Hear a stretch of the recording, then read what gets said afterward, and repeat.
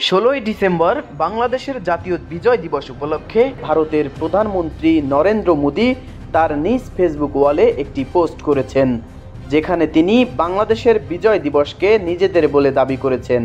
এতে করে নতুনভাবে সমালোচনার জন্ম দিয়েছেন ভারতের প্রধানমন্ত্রী নরেন্দ্র মোদী।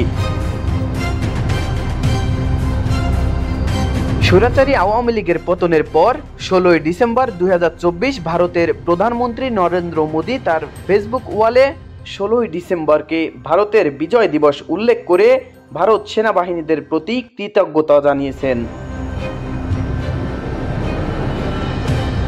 সামাজিক যোগাযোগ মাধ্যম ফেসবুকে স্ট্যাটাস দেওয়া ভারতের প্রধানমন্ত্রী নরেন্দ্র মোদী কোথাও বাংলাদেশের নাম উল্লেখ করেনি। এতে তিনি উল্লেখ করেন, পাকিস্তানি হানাদার বাহিনীর সাথে যুদ্ধ করে জয়লাভ করে ভারত। ভারতের প্রধানমন্ত্রী নরেন্দ্র মোদীর স্ট্যাটাসকে কেন্দ্র করে বাংলাদেশের বিশিষ্টজনরা বিভিন্ন প্রতিক্রিয়া জানিয়েছেন।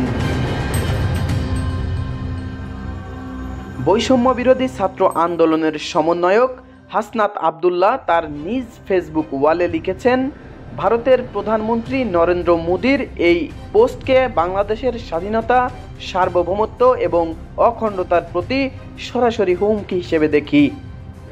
ভারতের এই হুমকির বিরুদ্ধে আমাদের লড়াই চালিয়ে যাওয়া অত্যাবশ্যক।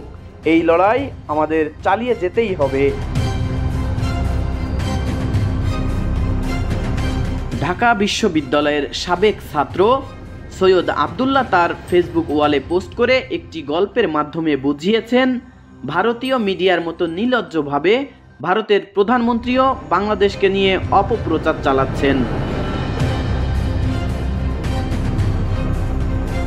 অন্তর্বর্তী সরকারের আইন, বিচার ও সংসদ বিষয়ক উপদেষ্টা অধ্যাপক আসিফ নজরুল তার নিজ ফেসবুক ওয়ালে একটি পোস্ট লিখেছেন। তিনি সেখানে উল্লেখ করেছেন, তীব্র প্রতিবাদ করছি। 16ই ডিসেম্বর 1971 ছিল বাংলাদেশের বিজয়ের দিন।